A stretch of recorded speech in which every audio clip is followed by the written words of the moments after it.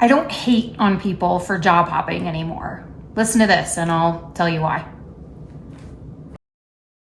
Why aren't people staying with employers for long periods of time anymore? I worked at a company for 10 years and didn't get a raise for the final 3. I worked at another company where on year 2 they gave me a huge raise and a promotion, said we hope this keeps you here for the long haul. 2 months after that, they laid me off. I took a job at a company that said they were fully remote, and it turned out I was the only remote employee, and nobody talked to me because of it. One time I hired somebody at a company, and 3 weeks later, the manager said, I made a mistake. We shouldn't have opened this role, and I had to let them go. The reason nobody has a job for the long term anymore is because that promise is broken and doesn't exist anymore. And the only people that it does exist for are the people who've already been grandfathered in and have been at those companies for more than 10 years already. And even they are frequently on the chopping block. Some of the most profitable, respected companies in the world are cutting their workers' benefits. And while it's really easy to be like, back in my day, it used to be like this, it's not that fucking day anymore. And it's important to talk about what things are actually like now, without falling into the trap of thinking that things are impossible now. They're not impossible, but they are different. Now,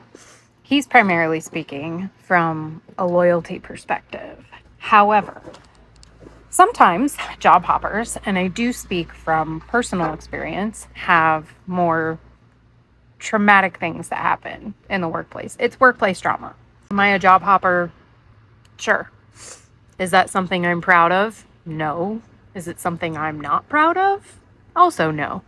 It's just the way that it is. I think the longest that I've ever stayed anywhere is 3.5 years. And it's because I had such a high degree of autonomy. It's always interesting to me when people ask about your work experience and they notice that you're a job hopper. And so they sort of ask you about it in a roundabout way. And then we give an answer in a roundabout way because honesty doesn't get rewarded in the workplace anymore, right? If we go back and look at my full job history over the last 20 plus years, I left my first job because, well, mostly for a better opportunity. I was moving down the street, getting a promotion, a raise, all of that good stuff. But it was also because I'd been looking to get out for a while because the boss that I had bought me a t-shirt that said, I'm here about the blowjob, and had absolutely no shame in doing that. I also had a boss that wanted to sleep with me and every other woman in the office.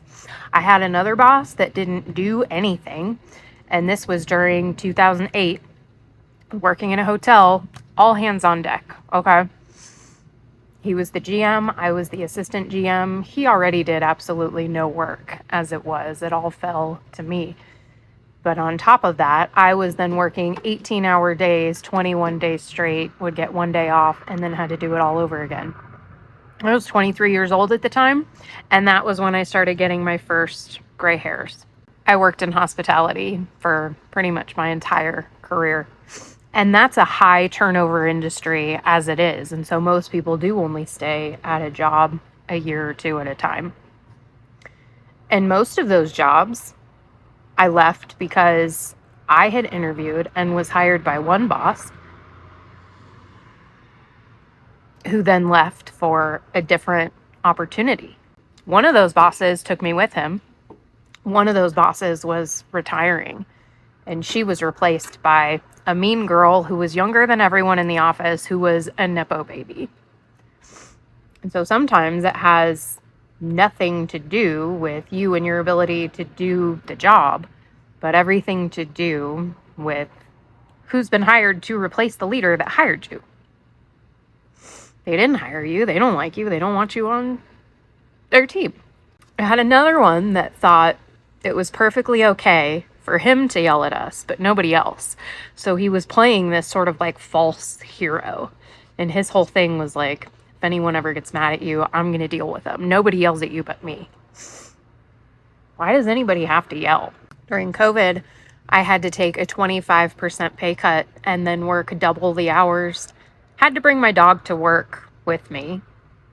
And then I suffered from stress migraines at the time. So I was often at work while hooked up to like a mobile IV.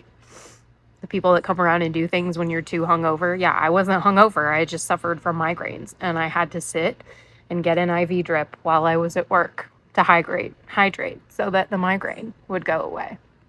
And by the way, that pay cut was supposed to be temporary, and it wasn't.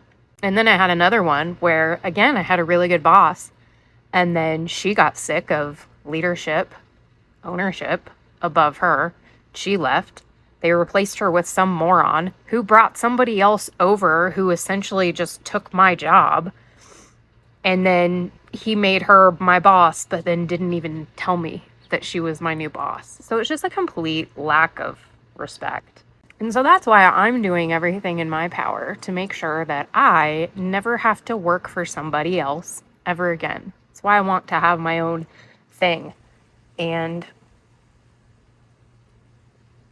in the beginning, I thought I knew what that looked like, but it doesn't. And that's okay, because with action comes clarity. And that's all I'm trying to do, is just take action so that I can get some clarity about what it is that I am supposed to be doing.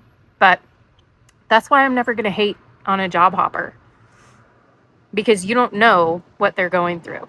And they're not always going to tell you, because they've been conditioned by these big companies to not be honest, because they just want people that are going to fall in line and do the work. And yeah, don't we all want that? Just come to work, do your job, do it well, and go home. But if you're lucky enough to have a high performer, they're probably actually going to want to solve some problems. So why not let them do that? I don't know. The whole place is messed up right now. But yeah, these hoes ain't loyal, and you shouldn't be either. I don't hate on job hoppers.